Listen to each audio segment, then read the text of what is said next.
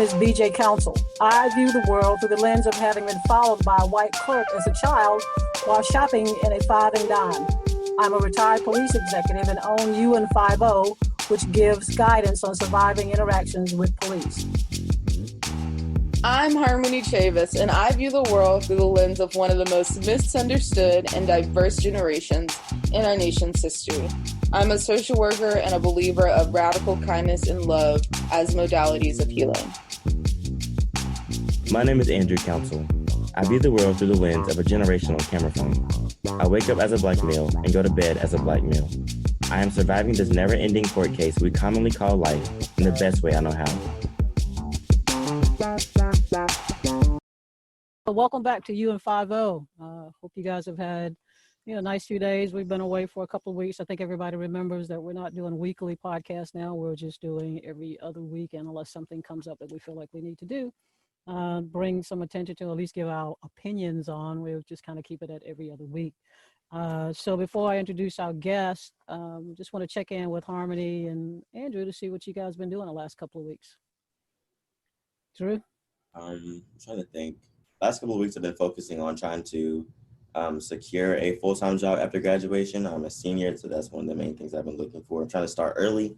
I know some people are like, that's early, it's only, but yeah, you'd be surprised. Yeah.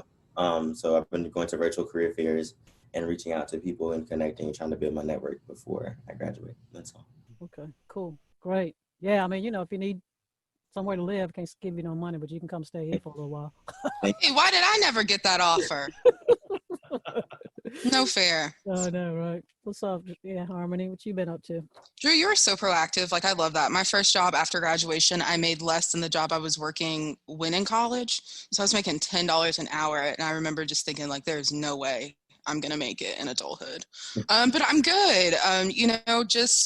I think just trying to find this new balance of like actually working from 9 to 5 again, or 9 to 6, which is not what Dolly Parton said. This is a scam. But yeah, so things have been good. Work is going great. Really excited to be here with you guys tonight. Believe it or not, BJ, I really miss you when you're not around. So, this is a nice moment to catch up. And also, I love these conversations. I feel like they always bring a new perspective and one I haven't thought of before. So I'm excited to see how this continues to develop. Cool. Thank you very much. So one of the things that we talk about, I think most people know that I really try to stay in the lane of the po-po lane, because that's just kind of what I do, and figuring out how to not only help individuals interact with law enforcement and survive those interactions, we're also trying to think about how to help communities figure out a way to talk to their law enforcement agencies to get the kind of agency that they want, that is going to reflect their culture, not just the culture of law enforcement, but the culture of the community that they serve and the philosophy. So that's kind of part of what we want to do with UN50. So being in Durham, one of the greatest organizations that we have here is called CAN, Congregation Associations and Neighborhoods. And we have two individuals here with us today to talk about that. And one of the things that I think I want us to, the conversation, while it may talk a little bit about law enforcement, mainly what they're going to help us figure out and what the work that they do is around organizing. So how do you organize to get the things that you want to be part of your community, to help you figure out what that looks like? How do you get involved? How they help communities and organizations and associations and neighborhoods? How do they do that? So I'm going to let them do a little bit of introduction of themselves, but you can read that when we do our promotion of the podcast. We'll have that information for you. But first, I want to introduce you to Tinu Diver. She is the lead organizer and executive director of Durham CAN, and I've known her for a few years. And one of the things she did when we were talking before we started, she didn't talk about that she does documentaries. And so, and I think is award winning, has actually won one for her, one of her documents. But the one I'm really looking forward to is the one that she's going to do on people of color who do brewery, microbrewery. And that's the one I'm getting ready to put her on the spot this time, because I mean, like, can I be in that, even if it's just sitting at the table holding a brew? I want to be I want to be on that one. Yeah, and with her, yeah, and with her today is also and is Tim Conder, who is with CAN, and he's been organizing with them for 15 years, and he's part of the strategy team. So first, Tim, you, and then Tim, if you introduce yourself, and then we'll start with the questions. Sure. Good to be with y'all. Thanks for the invitation. Thanks for having me. And yeah, so I'm new to CAN, but not new to Durham. So my first introduction to Durham was as a college student when I came to UNC Chapel Hill in the fall of '99, and landed on campus after having grown up in Maryland, outside of DC in Prince George's County, which is where I grew up. I was born in Boston to Nigerian immigrant parents who came to the U.S. from Nigeria in 1975, and were greeted by the racial violence going on in Boston in response to school desegregation. But they relocated to Maryland, grew up there, so came to UNC as a student, and that's when I learned, that Southern is a relative term. It's like a sliding sliding scale. Right. And then came back after finishing school and after moving to Boston to work, moved back. And documentary was my reintroduction to Durham through the Center for Documentary Studies, which is where I did my certificate in documentary arts and where my creative community really is based and fomented. And so done a few short films, some audio, and I'm currently working on my first feature documentary film called This Belongs to Us. Wow. About the craft of beer and how a craft that began in Africa in the East by women became synonymous with white, blue collar male identity in the U.S. Yes. Okay, sorry. Really focused on Black beer brewers in the Southeast, and then began working with CAN last year in 2019. And so I've spent most of my time with CAN organizing with residents in Durham Housing Authority communities, which is our public housing authority for those not familiar with Durham. And now that I'm the lead organizer, my, kind of have a more of a 5,000 foot, view on all of our work, including our lots of different things going on with our affordable housing around evictions, repairs, inspections, as well as our criminal justice reform action team, which has been right now really focused on COVID and trying to get transparency about what's going on inside the Durham Detention Center. Right. And then our Jobs and Living Wage Action Team, which Reverend Dr. Tim Conder is co-chair of.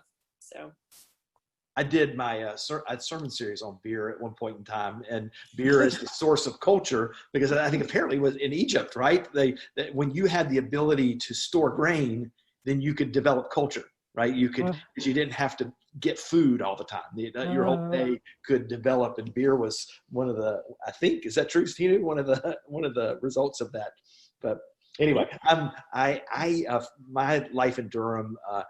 I founded what I would call an activist faith community in Durham called Emmaus Way around 2005. And the community is still a big part of Durham CAN and led by some amazing people. I passed it on about 2 years ago to a gifted successor. But one of my dreams was to pastor a congregation that was focused on great diversities, but living those out in social action and changing the structure of the society that we lived in. And so Durham CAN became a vehicle for that. And I have organized with CAN since the very beginning of Emmaus Way.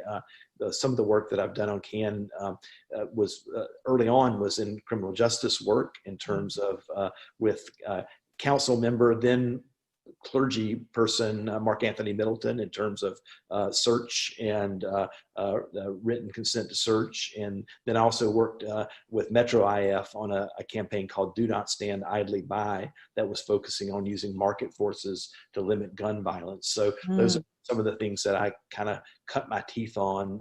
I have another life besides organizing. I'm a semi-academic.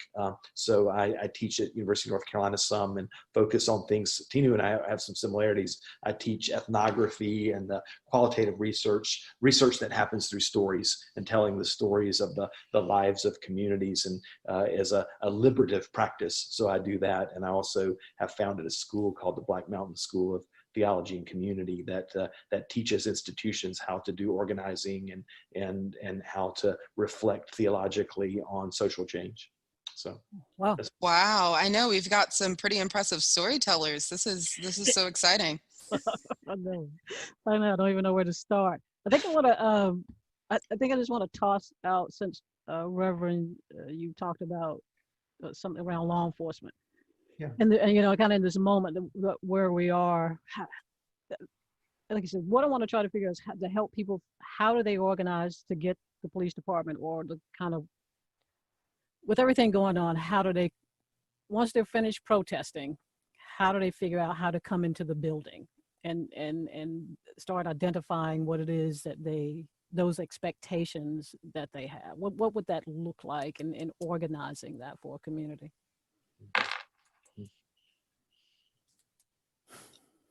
Was that for me? Yep.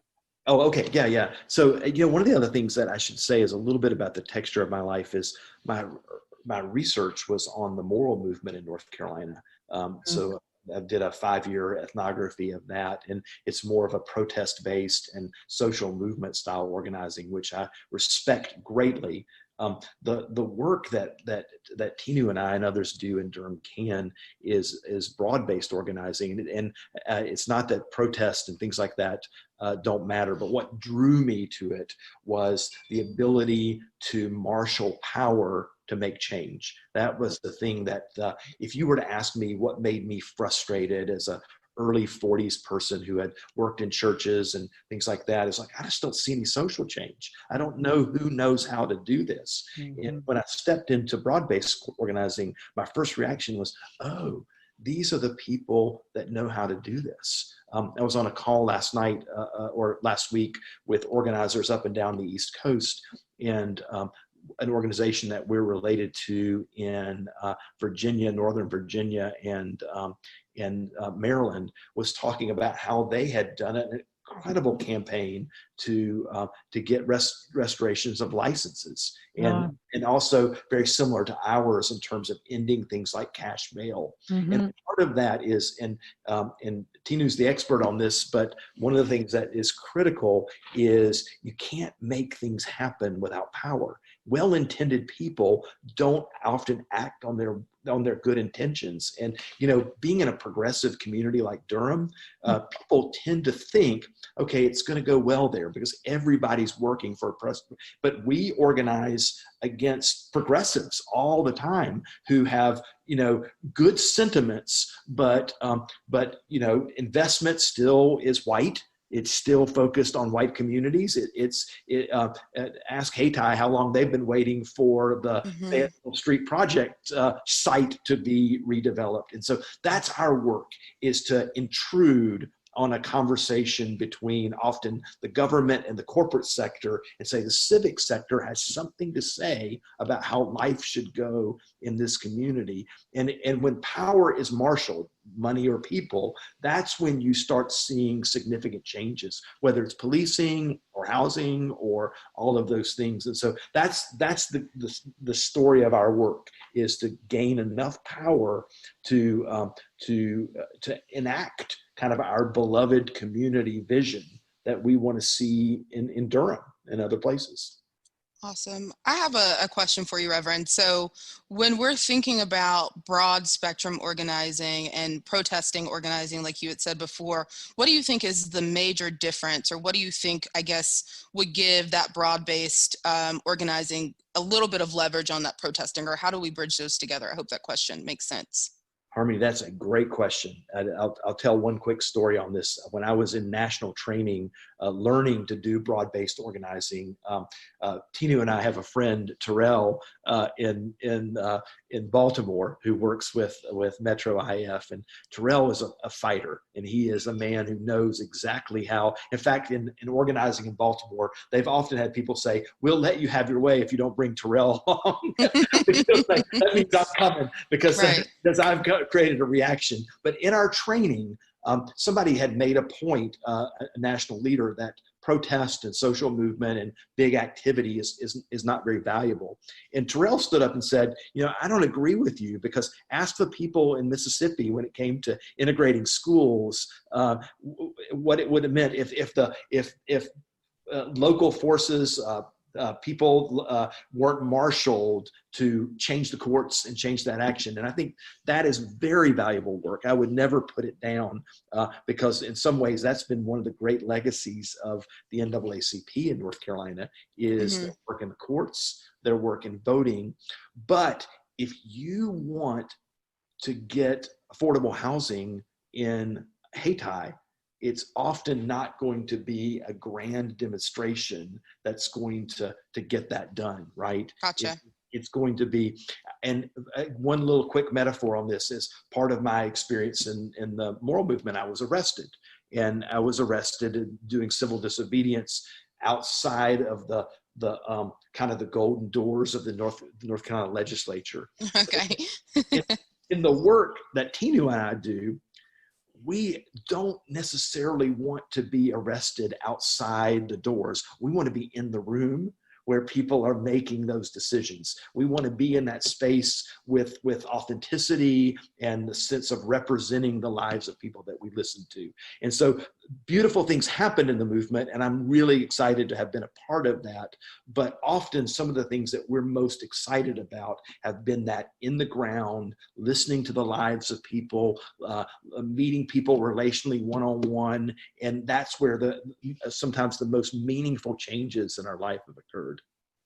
Absolutely. Harmony, does that get at your question? Yeah, absolutely. Absolutely. Yeah. So what I hear you saying, and correct me if I'm wrong, is that basically protesting is not the end. We kind of have to take it a step further and actually get in the room. And I've heard BJ say that before as well. Like, we need to be in the room. I guess my next question for you, Reverend, would be, how are we training local Durham residents to get in the room themselves so that they can continue like sustainable organizing without the help of Durham CAN? Right. And that's Harmony, your experience in this exudes from your questions. And that's just a fantastic question. One of the things that we're utterly committed to doing is not organizing for people, but organizing with people, right? That's one of the tests that we ask ourselves is, like, for example, Tinu, you have great stories on this, but her work in Hoover Road and McDougal Terrace not only unearthed leaders, people who were already leading, but found people who could lead but didn't know that they could lead. And one of the telltales that we evaluate ourselves is, are there leaders coming along beside us? And are we creating space in our organization for those leaders? And are people going away, like, for example, in criminal justice work, it's some of our colleagues have, who, for example, in Wake County, have spent, years incarcerated. And they somewhere in that experience learned how to organize. They learned how to lead and take their experience, which is so meaningful, and pass it on to others. So Harmony, that's a great question. That's when we're not producing leaders and when we're not working with people, we feel like we're failing. Great. And I'm glad to hear that. Yeah, cool. Tinu, we had a kind of a mini podcast the other day. Yeah. We really did. Yeah, we did. And I kind of want to kind of bring some of that conversation in here, because you kind of told me, and I used the term, I think Harmony may have just said something about how do you get you told me not to do it, but I'm going to say it. Okay. But I'm going to say it anyway. Yes. But educate me so I can learn not to continue to say it. So what I said to her was, how do you get the voices, basically, of the ones that we don't hear, into the room? What does that look like? So the folks that are needing this, or are out there going to work every day, they can't go to meetings. They just, all they can do is do what they do. So how is it that CAN helps that? And then she told me this great story about a woman in Hoover Road with no water that, because of the work that, so tell that story, because that kind of, for me, it was like, oh yeah, that's, CAN is always, as far as I'm concerned, but it's been a really great organization for this community where you do your organizing and getting people involved. So kind of help us with that. Yeah, well, thank you. Yeah, I think it was the phrase was like, what I was saying was how I hate when people use the phrase about being a voice for the voiceless. Yeah. And I said, no, it's not really about that. You just need to pass the mic. Like that's the problem. It's like people just don't be passing. Yes, pass the mic. Pass the mic. Would it be full of Kanye and whatever? Yes, you should put that on a T-shirt. Pass the mic. I would buy it. Like that, because, and I think what Reverend Conder was speaking to, in response to Harmony's question, is making these distinctions between kind of these different theories of change, right? And so a lot of my work with CAN was framed by not just what was going on in Durham, but it was understanding that for a lot of our member institutions, which are not exclusively religious institutions, but largely religious institutions, a lot of their approach, their theory of change has been about relief, right? So, book baths, hot dogs, Bible studies, Easter programs, like that has been kind of the theory of change that a lot of our religious institutions have led, but realizing that that doesn't really address underlying, conditions and circumstances of, well, why do we have to keep dropping off these boxes of food? Why do we have to keep bringing book bags, every year? Why, don't folks have, enough, why do we have to give out utility assistance? Yep. Why Yep.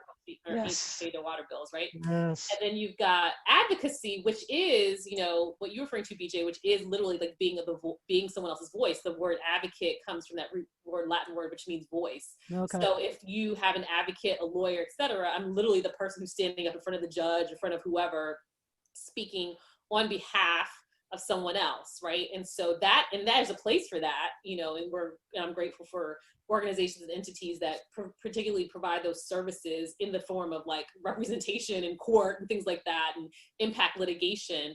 But what the challenge there, I think to Harmony's point, is that the advocate, right, kind of becomes the focus of the action, as opposed to the person whose issue is kind of central to it.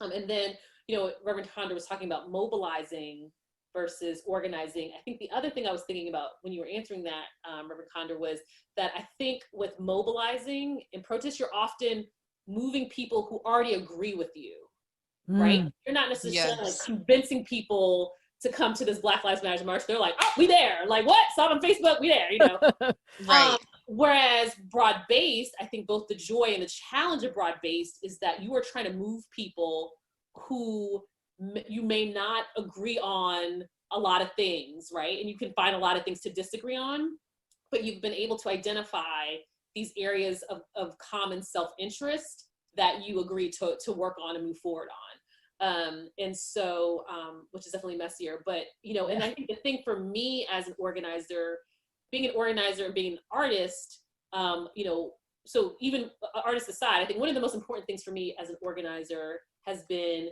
people feeling like they can bring their whole selves to the work, regardless of who they are, what they do, what their background. So if you're a statistician, or you're a virologist, or you're a general contractor, or you're a teacher, or a DJ, or you got a food truck, or whatever, like seeing a place for whatever it is that you bring uniquely in the work. Because I think that there's this idea, I probably had that idea before I was an organizer. Sorry, my screen just did some moving thing. I probably had this idea that, to be an organizer, you have to be built a certain way and wake up like punch in the air, and super intense all the time. And like most people who know me and CAN will know, and I'm sure I come across that way, particularly the elected officials who are always running action. But most people who know me can know, like, I'm a ham, I'm always cutting jokes, like I'm just, I'll start crying a sec, like, I'm the complexity of all that, right? And so I think people need to see who you are and what you bring is enough. In my work is, how do I develop your leadership, right? That's the work of leaders, is to develop the leadership of other people, not just to show like how competent you are and hey, look at that, look what I can do. And Right. So for me, what that's meant as an artist is, how do I leverage, to your point, like, how do I think about doing this work in a way that's different and feels unique to me? And so in the case of like a Sherry at Hoover Road, you know, her leadership, seeing her leadership developed, right, in the work and the organizing that we were doing there, which basically was, you know, one-on-one meetings that grew into a listening session, that grew into residents doing a public resident inspection of units. You know, about half of the occupied units at Hoover Road, they took over 100 photos of just the state of chronic disrepair of those units, and then had a meeting with Mr. Scott, the CEO of the Durham Housing Authority, to basically do one large maintenance request, since he was kept ignoring all of the individual requests that they did. Right. Yes. And but it was also about how they are able to narrate their lives and their stories. Because one of the other things that, you know, we talk a lot about organizing, about anger and the importance of anger in terms of giving us that information about, all right, well, what are the things that grieve us, right? Because that every word, anger, you know, it translates to grief. So often anger and grief are two sides of the same coin. But I think just as important is to name joy, and to name the fact that even in these communities, in these challenges, there's a lot of joy. There's, you know, like a lot of, you know, connection, a lot of support. Some of the smartest people I've met, some of the most creative, entrepreneurial people I've ever met. Folks who are literally doing the work that, quite honestly, the Durham Housing Authority should probably be doing. Yeah, I said it. Call them out. Call them out. That's what I said. But that should be doing for the residents and for the children that live in those communities.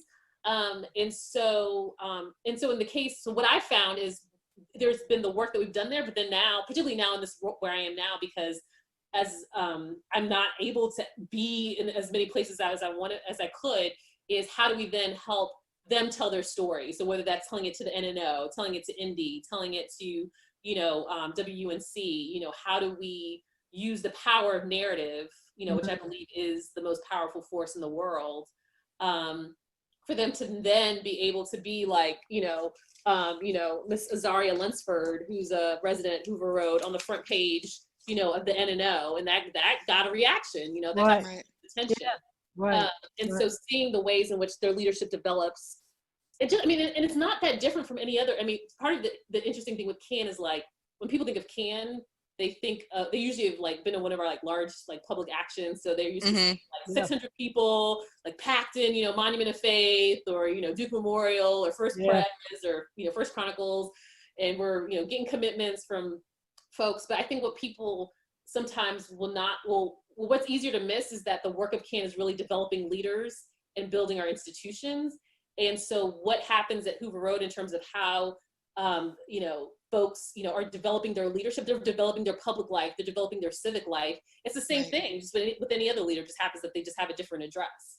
And so for me, it's thinking about how, I mean, that's my work as an organizer, right? It's like, how do I create the opportunities for people to lead, you know, to exercise and to develop in their leadership? You're doing it. I mean, can I have a sappy moment really quickly? I'm a sap. I love that. This reminds me so much of, you know, why I love social work, and why I always say, you know, no matter what job position I'm in, I'm a social worker, because I think it is so important to hear people just affirm that it's okay to show up as your whole self. Like, your whole self is more than enough. And this type of empowerment for folks, I think, is just invaluable. So thank you both for your commitment to really investing in people and pouring into them, and really seeing them for their whole selves, and allowing them to be just that. I think that is so incredibly powerful. Yeah. And, you know, and I think, yeah, thank you. I appreciate that. I received that. And I think it comes from the fact that, you know, I was raised, so one of the greatest gifts my parents gave me was raising me in a village, like raising me in a community of adults who created a lot of safe places for me to grow and thrive. And the fact is, they weren't saints, right? Their subjects and their verbs didn't always agree. You know, they were human people, you know, they were just like multidimensional people in all their humanity. And they, you know, instilled this deep sense of confidence in me, and were just, we're just, you know, and just inculcated this really strong sense of self. And so I think that's so important, and I think part of it is that we get these images and messages about what a leader is, or how a leader looks, or how a leader shows up. And often that we can then define ourselves out of that definition. Cause I'm like, well, I'm not tall, I'm not cisgendered, I'm not white, you know, I'm not hetero, you know, and, you know, and so, and a lot of that work that I do is actually kind of convincing people, no, like you know, people, you know, you are leader. It has nothing to do with your title, it has nothing to do with your position. You know, it's about, do people follow you? Do people trust you? I always joke about how, you know, a lot of people, you know, I was like, Mayor Schul might be the mayor of Durham, but, you know, Sherry Lawrence is the mayor of Hoover Road. That's right. And there's a lot of people who don't know who Mayor Schul is, but they know who Sherry is. Exactly. You know? So I guess my next question is, what are some metrics that you guys use to assess how effective your community organizing is? I know one pillar that you said was making sure that you were producing leaders. Do you guys have any other like KPIs that you're looking at as you are continuing to organize? Wow. So MBA, McKinsey, Harvard. I mean, we do, and I think because it's this interesting thing where, so CAN, we're we're organized as a nonprofit, and so I think because of that's just the environment that we're in, and you know, we organize money in the forms of, you know, our dues from our member institutions, but, you know, raise money. Those are, you know, things I think about, and sometimes I wonder how to think about how we do metrics, because I'm like, does this make sense? Like, does this translate? You know, and right. I'll say for me, in terms of what I pay attention to, I mean, the vast majority of my time as an organizer is spent having one-on-one relational meetings, and nothing in CAN gets done without that. That is foundational. I literally just finished a training right before I came here. We're talking about, you know, building power, and I was just like reiterating, and we're talking about relational meetings and what they are. And I just said, you know, this is the most radical thing that we teach, and it's the most fundamental thing that we teach. And going back to, I think, BJ's first question to Reverend Conder about, like, how do communities figure out what they want, right? If, you know, if they have police and what they want that to look like, you can't do that if you're not talking to your neighbors, right? You can't do that if you're not talking to your community members, if you're not talking to the institutions, you know, that are around you. And I think, just to take a quick kind of rabbit trail commercial for institutions, because I call myself a millennial grandma. I barely make it in as a millennial. But, you know, I'm part of a generation that is not associating with institutions like prior generations, particularly when you talk about religious institutions. And so I spent a lot of time thinking about, you know, the institutions, the breadth of the institutions that we're organizing, the type of institutions we're organizing, and how to expand that. And so, but I think in a conversation about something like, specifically about like policing gun violence, where you're basically, you could be in a context where you're organizing a community that may even be more reluctant, right, to kind of come out and do that relational work, just because of, you know, the trauma that's being recycled because of what's happening. Right. A mediating institution like, you know, a Y or a neighborhood association, or a boys and girls club, or a mosque or a temple, or, you know, a church can be not just symbolically, but physically can be that, hopefully create that safe space to facilitate those types of connections and that type of relating, particularly to have a leader in those institutions that's mindful. And I'm thinking about someone like Bishop Laney, like who's at Monument of Faith, or Pastor Lucas at First Chronicles, who truly sees the neighborhood as their parish, you know, not just that building, but that neighborhood that right. Yeah. Anyway, getting off the rabbit trail, back to the main trail. Very good at that, the getting off on trails. So I would say, just looking at, you know, I'm constantly asking people, are you having one-on-ones? Right? Who have you talked to? Who have you had a relational meeting with? You have this, you know, so that's a big one, is like, are we having relational meetings? Because nothing else gets done. That's right. The number and breadth of institutions that are members of our organization. So are we adding new institutions? What kind of institutions? Both, you know, religious, non-religious, you know, types, where in the city, you know, those institutions are, or in the county they are located. And what we've mentioned before, like the leaders that we're developing, like how many, you know, how many folks have we moved, you know, from maybe like, you know, from, it's like that, what's that program, like Couch to 5K or whatever? I've never done it, but I've heard about it. But it's like this. I surely have not done it or heard about it. 5K, like, count me out. This idea of like getting this like, if you're like literally not doing any physical activity, I guess living on the couch, and like how to, like, it's a training program to be able to like run, I guess, a 5K.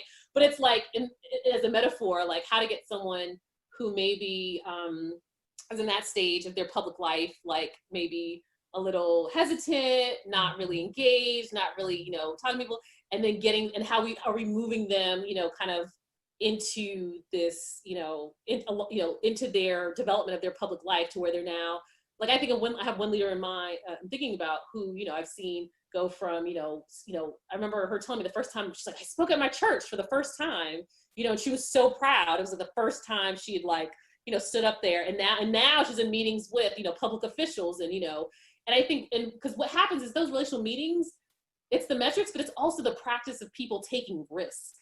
And that's what a lot of this work requires and asks of us.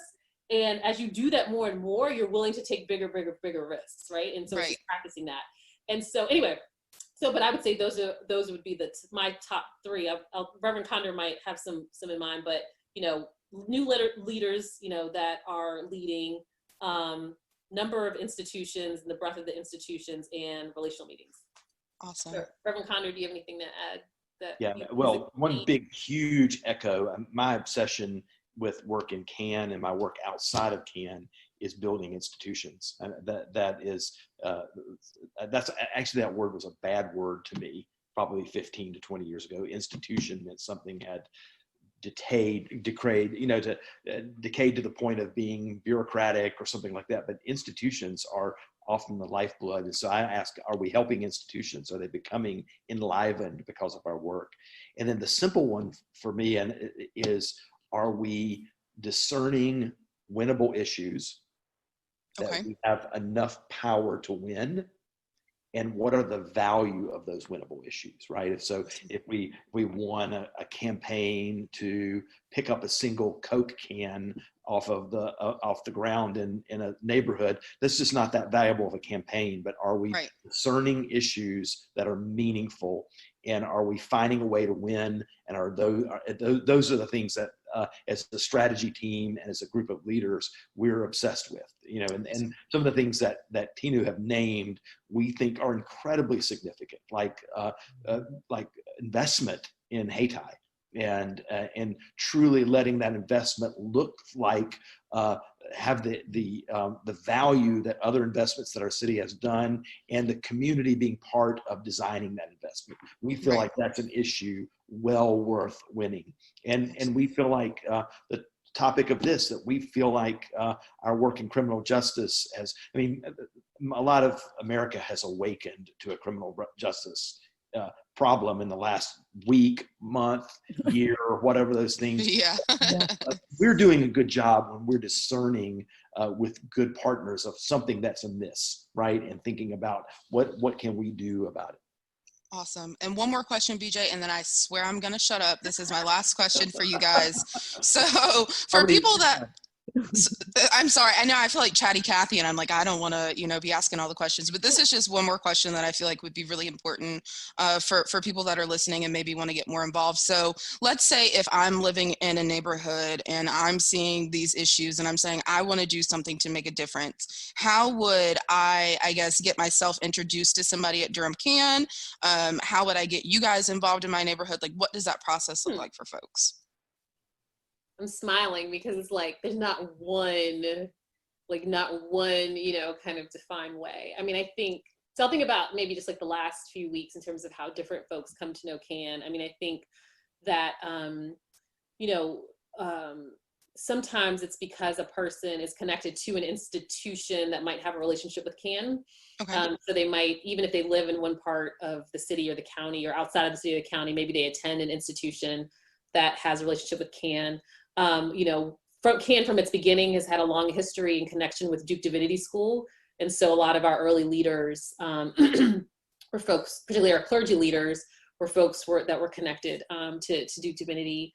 And I think that it's weird. I think in some ways, it can go both ways. Like, you can find us or we can find you. Because I'm thinking about some leaders now to where, like, I will literally be in, because that's my job, right? I'm looking for leaders all the time. So I'll be in a meeting and I'm paying attention, and I'll notice, like, I'm thinking one leader in particular, who's been very active now, who I heard, you know, was at a meet. He and I were at a meeting, and he asked that kind of question. You know how you can always tell in class the people who read, you know, actually did the reading, right? And he was like, well, he asked the question, and I'm like, he did the reading, you know, like, right. And so, And it just so happened, again, the universe, like I saw him 2 weeks later at the co-op. Awesome. And I was like, okay, this isn't a coincidence, you know, and introduced myself. We had a, you know, scheduled time. We had a relational meeting. And to be honest, and I think the other thing too, and I think that we probably don't stress enough is like, in terms of going back, so I'm sorry, I'm taking another rabbit trail. I'm going to bring it back. But back on the rabbit trail about mobilizing versus organizing is that organizing is like slow, patient work. I think it was, I can't remember if it was Ella, I think it was Miss Ella Baker who talked about like spade work. And so in some cases there might be a leader who I might have a conversation with, and we'll talk, but it might not be another year. And then all of a sudden it's just like, it goes from like 0 to 100 like that.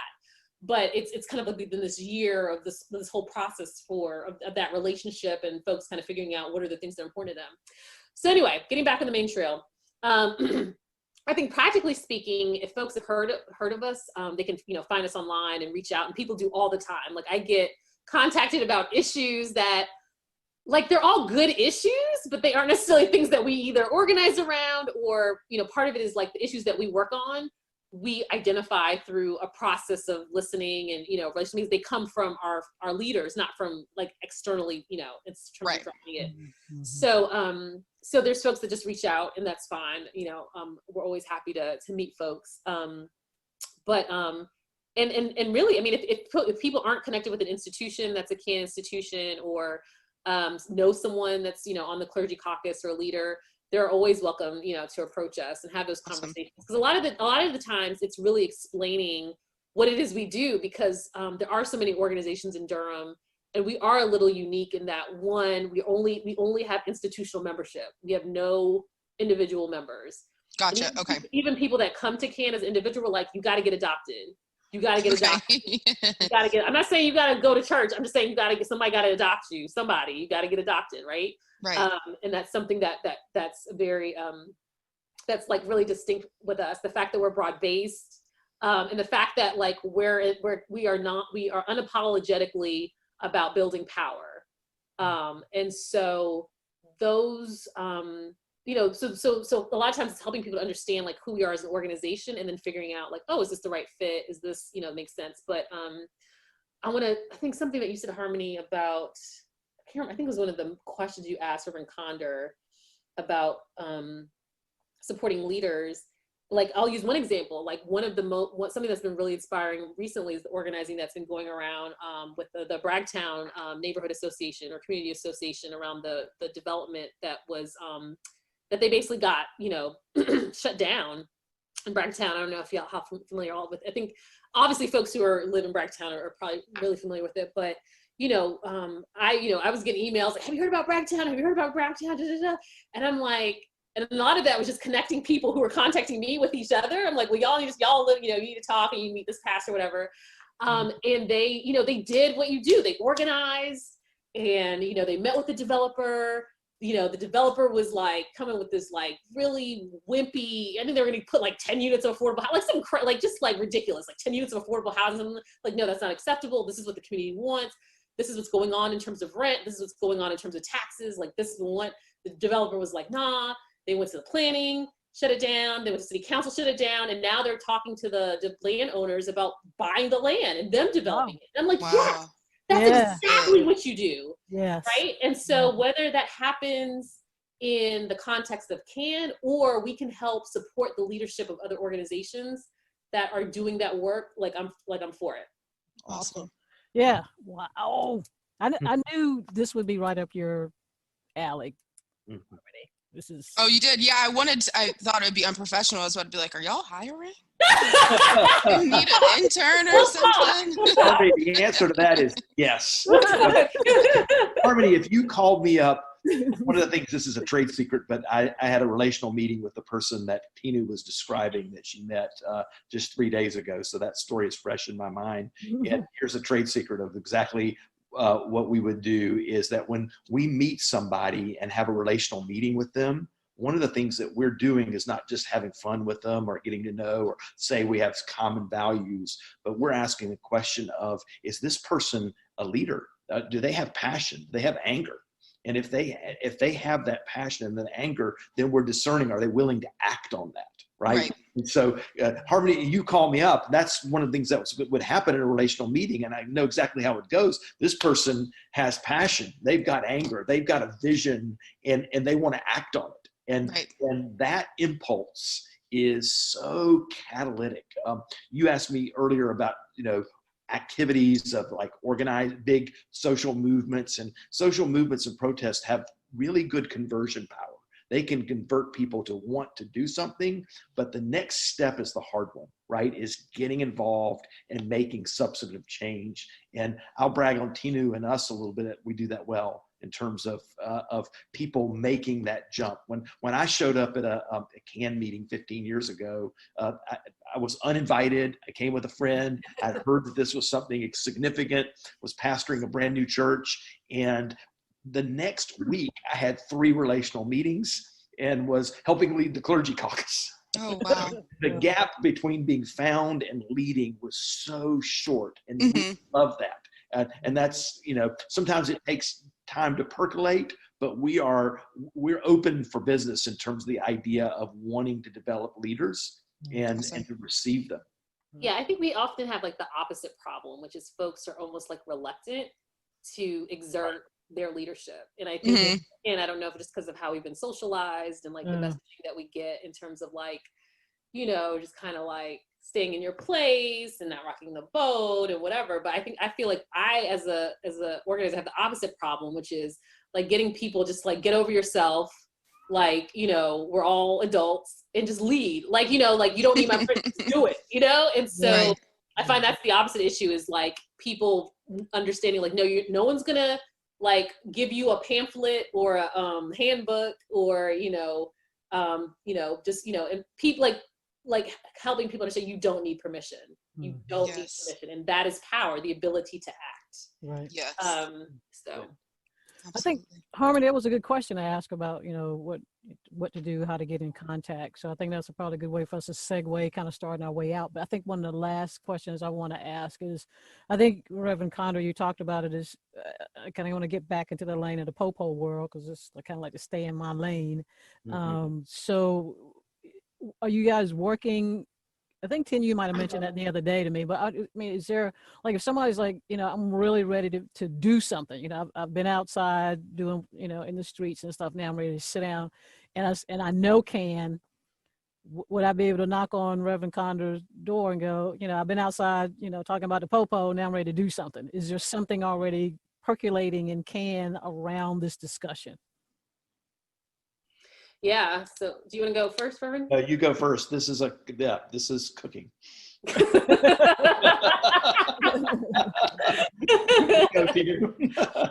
Oh gosh. So first I'm going to go back and then go forward. So in some way, so I went Reverend Conder way in just because he leads our jobs living wage team, and that is focused particularly on a population of folks that although, and I know we're talking about police, but that's tangential to this, and it's overlap.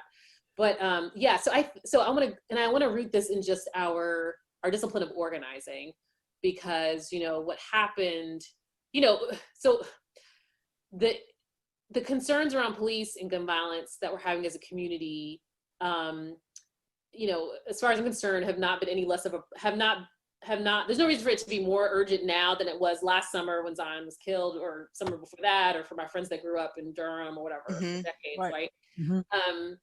And for CAN, this conversation has been rooted in our discipline of organizing, being really rooted in relationship and building relational power.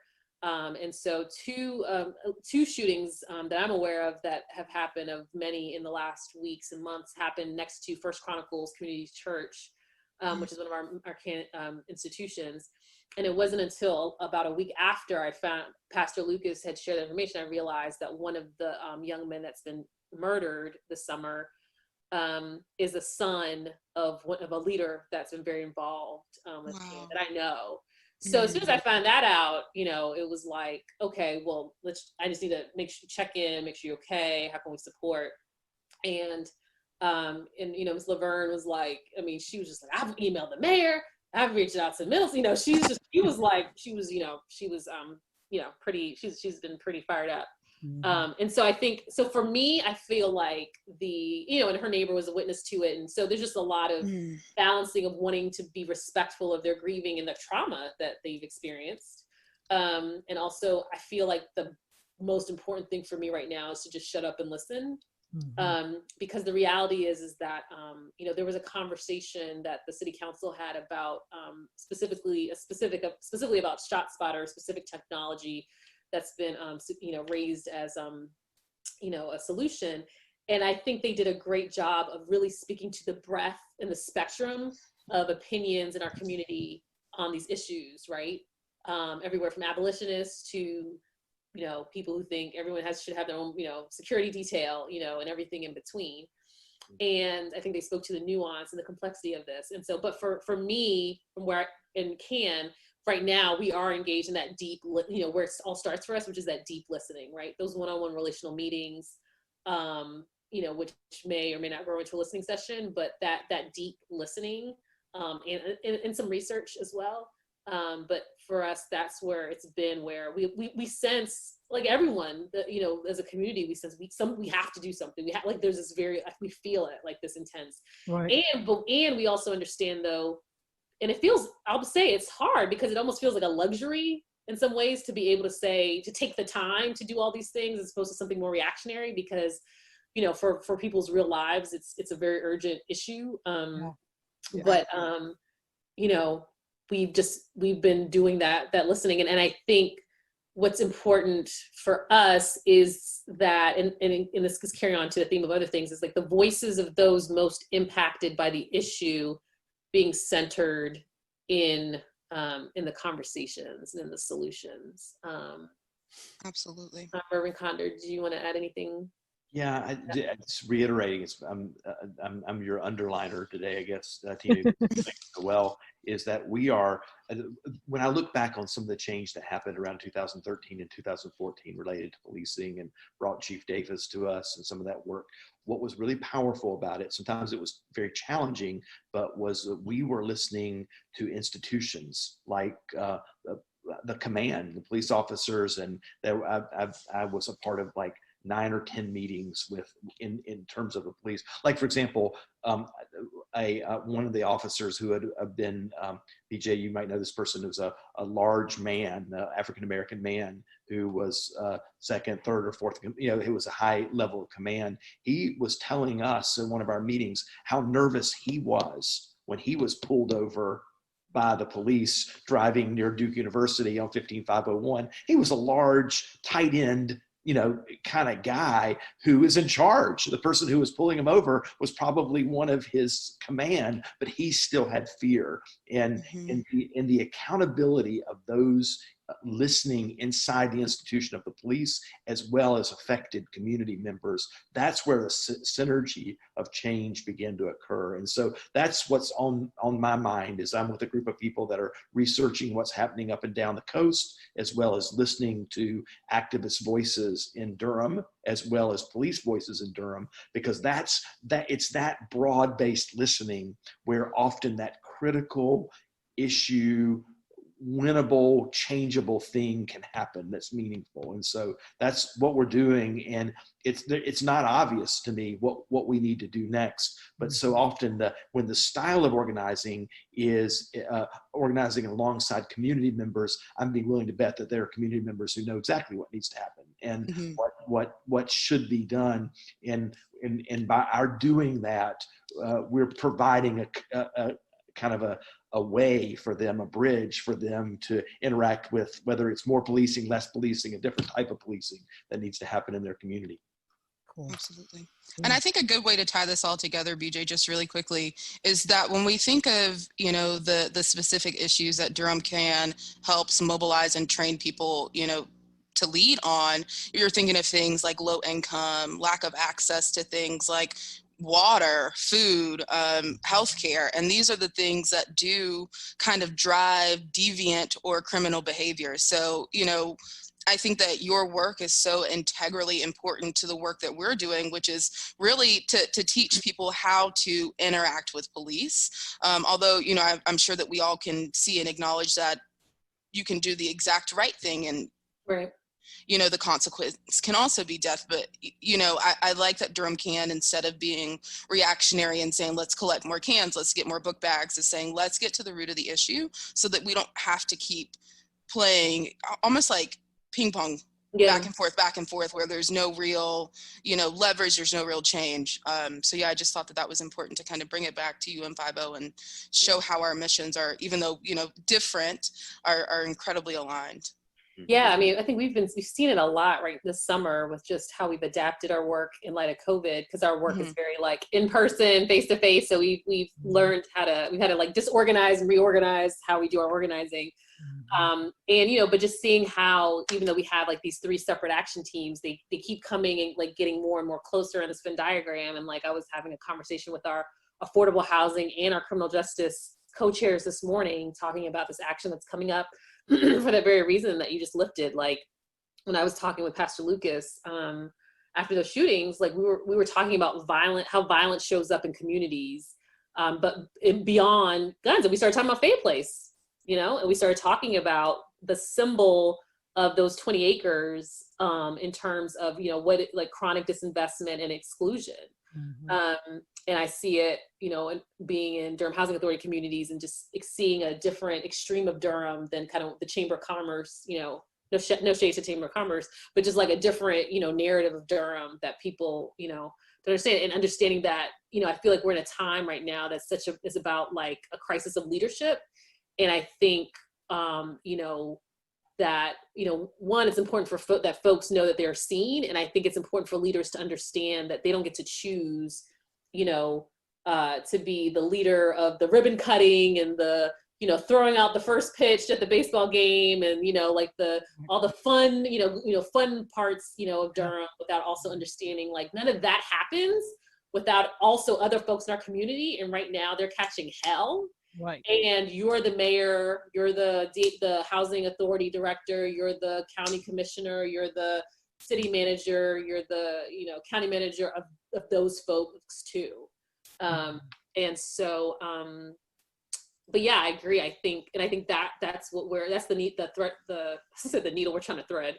So whatever. Happy Monday. Harmony, when we do that, when we close the line between people with elected power and neighborhoods, that is infamously, this is a beautiful long story that I won't tell, but the work that our sister organization in Baltimore had done around jobs began with basically listening to kids on the corners and stoops that were selling drugs, right? And they were, they went to the powers that be and said, here's what we're hearing. People are telling us again and again and again, they don't want to do that. They understand that people don't live very long in that vocation. Yeah. They need jobs. Yeah. And East and West Baltimore had 55% unemployment, which is double what the Depression was, right? I mean, the post-industrial Baltimore did not have jobs. And they went to power and said, we don't need interdictive, amped up policing. We need jobs. We need a jobs campaign. And so that's the kind of things that you learn if you really want to ask people who are affected, because what you'll learn is that they are not, especially if you came into that setting with a criminalized mindset, you would find that these people are not those people kind of thing to you. This is neighbor. This is your friend. This is your friend's kid. This is a part of you. And that's the beauty of organizing, is that, you know, getting close to people that might have a dramatic cultural or social distance from where you live your life. And powers that be, dominant power, can do lots of wonderful things without asking, how does this impact every citizen in our community? And what citizens are not on my mind when I'm thinking about this? Who do I not have contact with? And you know, one of the things that's really beautiful, if you'll watch our press conference in front of First Pres, Miss Sherry is talking to the DHA and saying, you have to see me. You have to see the experience that I have, how I'm living, and why do you not plan based on the relationship that we should have together. Totally. Cool. I think it's good. I mean, this has been a really good conversation. And the last thing I like to say, what you just kind of tie in what you guys just said about seeing each other and the police part, at least from my perspective. You know, you talk about the Boston, I think the jobs, right? So if the powers do that part, the defunding of law enforcement will happen naturally because they're no longer selling drugs. So you don't have to increase law enforcement to try to deal with that. So if you take care of those needs in that power form that can give people jobs, mental health, take care of the substance abuse, then the natural attrition is that you don't need to fund as much police.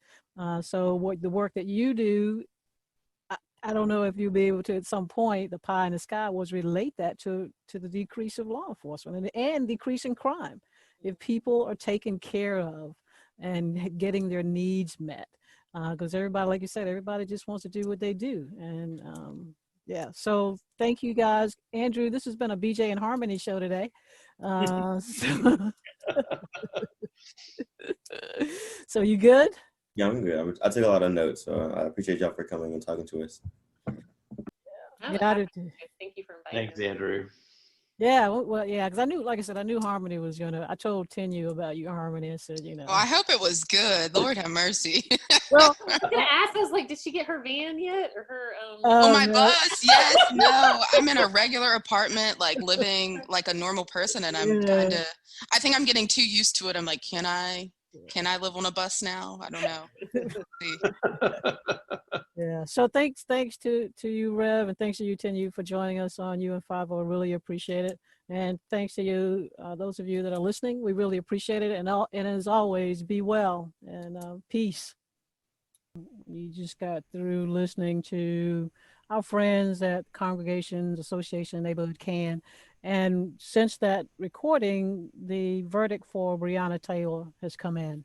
And I think we had mentioned earlier that we do every 2 weeks, but we kind of just wanted to just pop back in real quick and just briefly kind of how we're feeling about the verdict.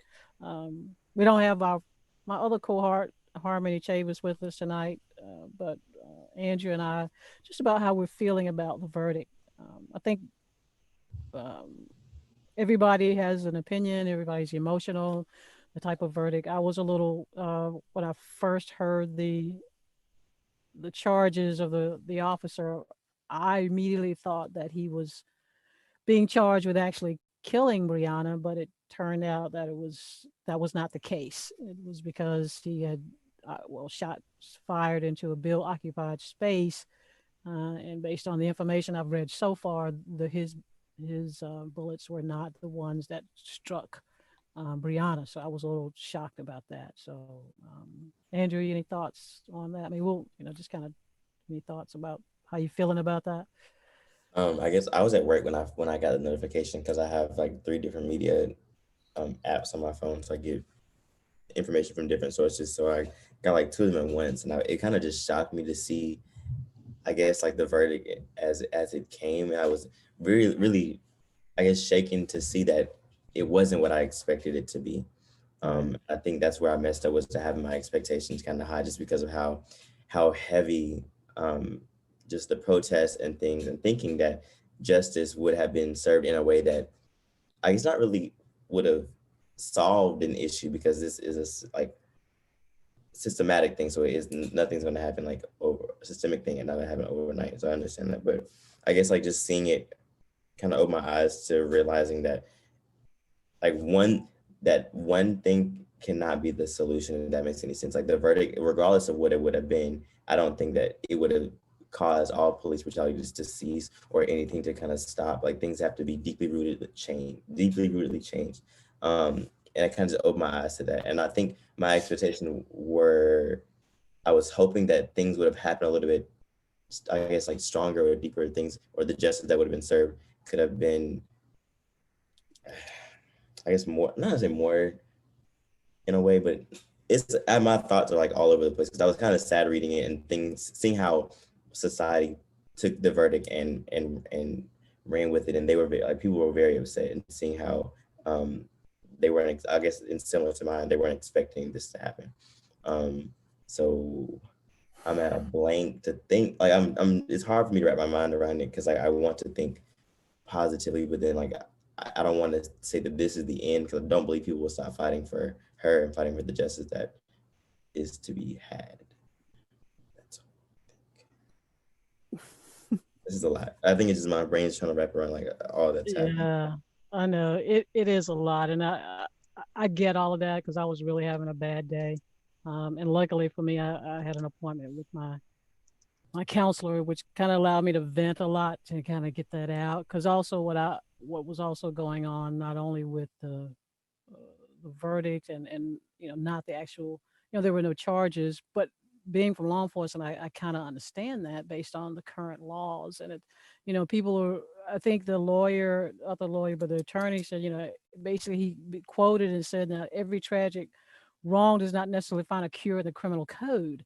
And nobody really wants to hear that. Nobody wants to hear that the current laws on the book don't fit this incident. And there are a lot of I think Harmony, when we did this before, there were a lot of policy failures that did not occur, that these officers, no cameras there, didn't check to see if the guy they were looking for was there. I mean, it was those are not guided by criminal law, so they had to apply things to that. And then the shooting of the officers, to me, that just kind of took the wind out of me, because those officers, I mean, that's not going to solve anything by shooting police officers. And taking Black lives isn't really solving anything. So for me, it was just all of that and trying to navigate how to, people trying to understand that it's emotional. Something went wrong, but the legal experts, and unfortunately the laws that are currently that we live on a state and constitutional, they had a warrant. They were legally there because of the warrant. The gentleman fired at them. They have a right to defend themselves. All of that is covered under the law. And so the conversation, I think, has to be, at least from my perspective, how do we figure out how to create either laws that govern more of what law enforcement officers do, Mhm. and reform that maybe, I was just listening to a friend of mine, and maybe you don't need to shoot 32 times. Right. You know what I'm saying? That's just, and what could be put in place that penalizes if you're not, usually as you're trained as an officer, you shoot twice to see if your target is down, and then you shoot again if the target isn't down. Mhm. But you just don't unload a volley of rounds. So I guess it was just all of that as a you know being black, being law enforcement, and trying to, how do we hold somebody responsible for this, but yet we got to do what's currently on the books. Right. I think that's it's something that I was in conversation with around peers, my like people who are around my age, where just thinking about like the verdict that happened and the the optional sentence that not sentence that was given to the officer. Like we were discussing how there were some cases where um like people who were convicted of drug felons and things like that were sentenced to larger charges than he was. And it's sad to me to think that she like had to lose her life for all this to happen. And something that we also talked about was that the fact that like other brands and like celebrities and things have been using Black Lives Matter, Breonna Taylor's name to kind of boost their names. Like Nike, I know, use them Mm, to boost for marketing as well too, just to get like I feel like just to get the Black support. And it's like so many things right. that are used as I guess like a tag just to be able to get other things when there's still not justice served for the first thing that we were fighting for. Um, which is just- Yeah, yeah, exactly. I mean, we need to move toward trying to figure out. We need to get justice for Brianna. What does that look like? They have the Brianna law now about making sure you have your cameras, no not warrants. So I mean, so things are changing because of her death, but I think there's still a lot more, and we've got to get through. I think for me, when people start taking a breath and we sit down at the table and we just figure out, what do the laws say? What kind of police reform do we need to have? as we move forward. So these types of tragedies, I would be remiss if I said they're not going to happen again, because in law enforcement, it's unfortunately, you got human beings behind guns. So things like this, unfortunately, may end up happening again. And we just got to figure out what that's going to look like in order for communities to feel like there's a path toward accountability, that there's something is in place that can at least hold somebody responsible for this moment. And I think that's important, that people just want somebody to be held accountable. Right. I think so too. Yeah. Not, I mean, yeah, administratively, policy and procedure, but is there some legal path that needs to be created that can take care of some of this stuff? And that's the conversation I think we have to have. And people not ready to have that conversation, I don't think. Right.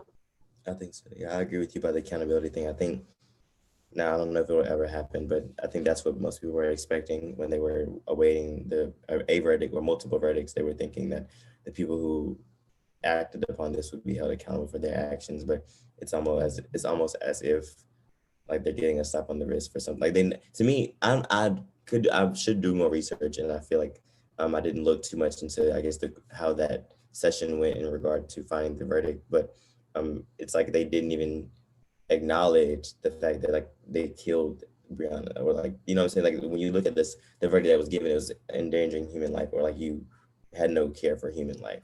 Of course, I understand that. But there was someone who was murdered, and that I don't know if that was ever said or as ever mentioned, but when that connotation that brings upon like someone was murdered should have a heavier weight, in my opinion. Right. Yes, I think for me the conversation is, you're right. People are using the word murder, and I was just reading Shaquille and Barkley were talking about homicide, because they keep saying murder when in fact it doesn't fit. People want a murder charge, but it Right. doesn't fit. You have to have intent, and so I Right. think just trying to educate folks. And again, nobody really is ready to listen. The thing that I want is, I want to figure out what if there is a charge so it sticks. You don't want a charge and it doesn't stick. Right. So I- and you just and where we are in these moments right there, that there's nothing applicable to be able to hold them accountable except policy failures, which isn't a crime, and then things that, like, this guy's in danger by shooting into your property. Kind of like, is that all you got? Is that all that's on the books that you can get to hold them accountable? Because everything else, they had a legal warrant, which means they had a legal right to be there, and then someone shot at them, and it unfortunately may not like it. It allows the officer to return fire. And none of that is comfortable for people to hear right now. And I don't even feel comfortable, to be the person that says it out loud, but I'm just trying to figure out, so what is it? It's reform, sitting at a table. I try to stay away from voting, but voting for folks that are going to do police reform. And that's going to be a difficult thing to do. We got to figure out, put people in and understand things have got to change. And what does that look like? And it's holding people accountable. So so people can at least feel like, okay, somebody's held accountable for screwing up. Right. I agree too. Something that you mentioned right then, I was also thinking about and talking to some of my other peers, we kind of got into a discussion about, like, hypothetically speaking, let's say that this man or these men were charged with murder. And then I was in conversation when they had went to court for this charge, would they have gotten off because of the evidence that was proven? So I when we talked about a little bit off camera and off microphone about, like, they were charged with something else, like they probably would have gotten off, and then the charge that was given was, like you said, the most applicable charge that could have been given. So I guess that's the conversation I've been having, is if they were charged with murder, they would walk free. Like they wouldn't be charged with anything, or they wouldn't be sentenced with anything at the end of the day. But like you said, it's just deeply rooted change that just needs to happen, so that this won't happen in the future. Yeah, it's just everybody. Hopefully, we got to process it and try to get through this, and so we can do this in honor and memory of Breonna Taylor, that her death doesn't go without having some kind of change, police reform or something, because something in this event clearly went wrong, and we just got to figure out beyond administrative policies and procedure what kind of other path of accountability can we have for law enforcement. And so, yeah. So I appreciate you taking the time to talk about this because it. I think we all were kind of real. I know I was real heavy when that verdict came out. I had a hard time that day. I had a hard time because I just didn't understand why some charges weren't made until I, started kind of listening to why and what they charged. So anyway, so and hopefully in honor of Breonna Taylor, there will be some changes in the future of police reform as we move forward. So thanks for this taking the time, and we just like so something happens every now and then, and we want to get back on and just put our 2 cents out there with the rest of the world as we sit around and process these moments as we hopefully move toward better relationships with law enforcement and making them the kind of law enforcement communities want to have. So I agree. Yeah. So as always, stay well. Peace.